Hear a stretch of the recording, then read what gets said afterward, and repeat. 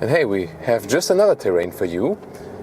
This is an off-road terrain, so it's basically like a forest way. So, you know, some loose ground, a little bit uphill and stuff, you can see here. It's nothing yet where we would need special off-road modes or something. This is easy work for the G-Class. But interesting is that although there's no air suspension, it's surprisingly comfortable in off-road situations, even if it gets really shaky like this here, you know. And you can see also I can play with the steering wheel then, so it doesn't deceive me when the ground underneath is changing. We're also going in a rather quick way here, because it's not so much shaky. But you can see our luggage in the rear is already going all over the place.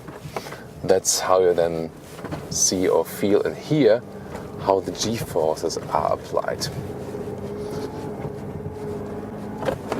Bam! So really rough rock terrain now then here. But the G-Class is very well going up. Overdrive distribution also quite even, you feel that. Now I have to go a little bit slower. And just to test it, if we just stop in the middle of nowhere, I haven't done anything with the driving modes, no differential lock whatsoever, and then we just continue. See, easy. No wheel slip, spin or whatsoever. So, I think I could deliver you another terrain right here. Always fun to have these off-road driving situations. Not just fun for the luggage in the rear. I hope it's still all complete.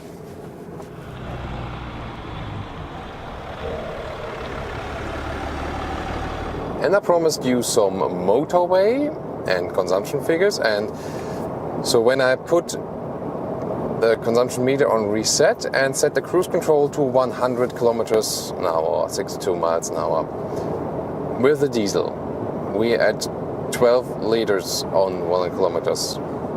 That's like towards a 20 mpg region. Like, that's really bad. That's really, really bad. I would have expected that the diesel here scores way better than the petrol engines.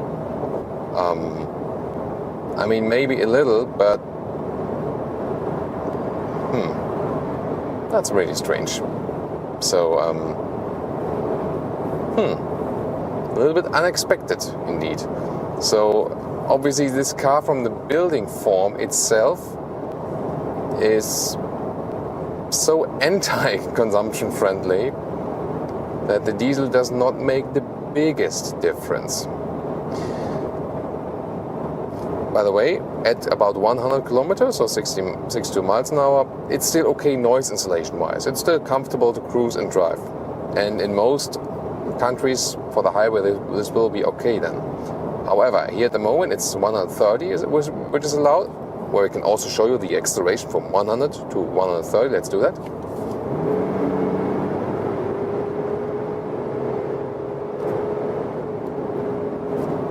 That was it.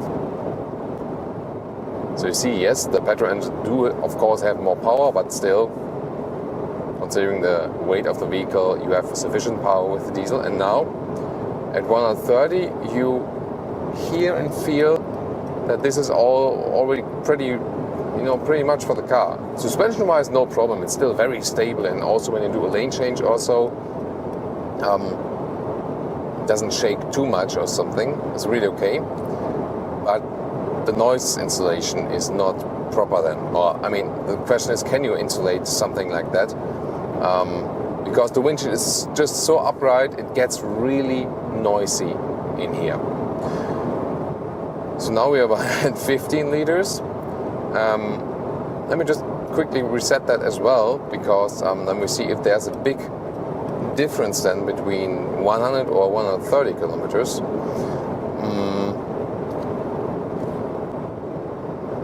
and directly jumps to 16 or something. Wow. That's really interesting. And I mean, we are even going slightly downhill.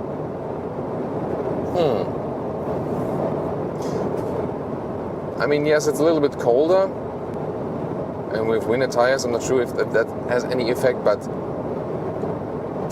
this diesel should really score a better consumption figure. Really negatively surprised in this respect, I have to say.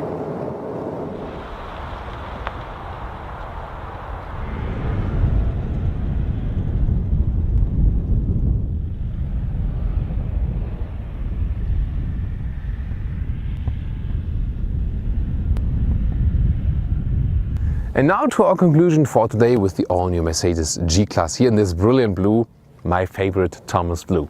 Well, in exterior it is a little bit rounder in the new generation, but it still remains the basic angular shape. It's bigger than before.